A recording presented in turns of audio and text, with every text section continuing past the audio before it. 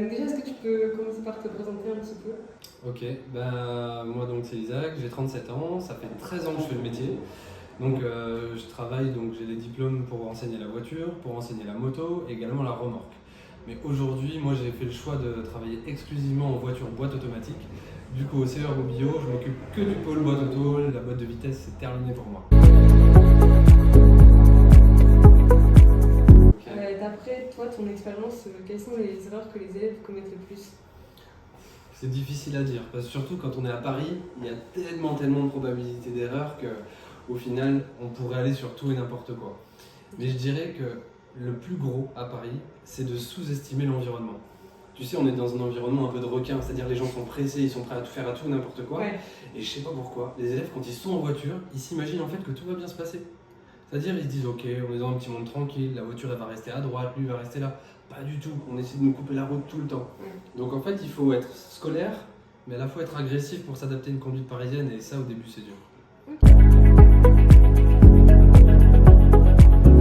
Du coup, toi, est-ce qu'il y a des petits tips particuliers que tu donnes aux élèves pour essayer d'éviter de faire ces erreurs? Ouais, et en fait surtout, c'est que je leur compare simplement la conduite à la vie de tous les jours. Okay. Tu sais, faut pas être naïf. Un exemple, je vais te donner un truc tout bête, tu vas voir. Quand par exemple tu es sur la route en train de conduire, tu vois une petite place disponible pour pouvoir changer de voie, ben là les élèves ils veulent prendre leur temps. Je leur fais comprendre que non, c'est comme une place dans le métro à 8h du matin. C'est-à-dire si tu te dépêches pas pour y aller, franchement on va te croquer de suite. Et il faut avoir ce comportement. C'est-à-dire qu'il faut être à la fois sécuritaire, et ouais, on est à Paris, il faut s'imposer. Une conduite dynamique, quoi. Exactement.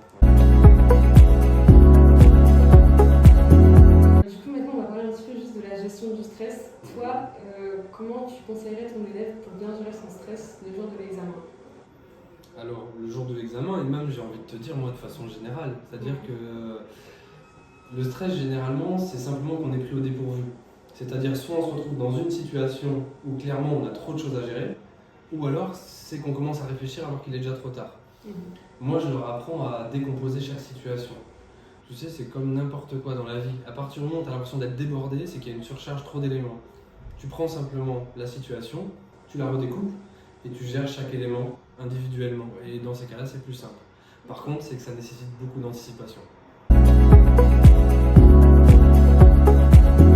Ok, et du coup, dans ce cas, pour ceux qui ont déjà leur permis mais qui manquent un peu de confiance au volant, toi, est-ce que tu as des conseils de conduite à leur donner?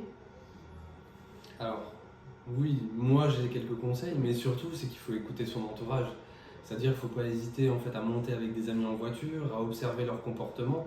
Et c'est très facile de voir qui conduit bien, qui conduit mal, de s'inspirer d'un bon comportement. Et quand on voit un pote qui fait un truc bizarre, on se dit ok, ça c'est pas bon. Mais surtout c'est qu'il faut pratiquer. Il ne faut pas se dire ok, j'ai pas confiance en moi, je remettrai ça la prochaine fois. Non, il faut y aller, il ne faut pas hésiter. Quitte à au départ y aller dans des horaires où il n'y a pas trop de circulation, par exemple, je sais pas moi, un dimanche ou tu sais en soirée, une fois que tout le monde est rentré à la maison, mais il faut se lancer, il faut pas hésiter. Du coup, ça serait quoi ton dernier conseil pour les étudiants de l'Union de Paris qui veulent non seulement réussir leur permis, mais aussi devenir des conducteurs sûrs et confiants d'eux? Le gros conseil que je donnerais, si je dois en donner un seul, enfin je vais même en donner deux, trois. Le premier gros conseil, c'est de ne pas oublier que ça reste une formation. On a tendance à voir tout le monde conduire et à se dire en fait, bah vas-y, il suffit de rentrer dans une voiture, accélérer, freiner. Pas du tout.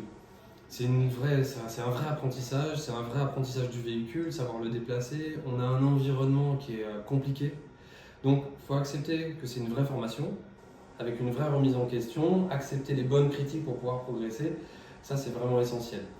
Et je dirais un autre truc, c'est que le permis aujourd'hui, ça prend du temps.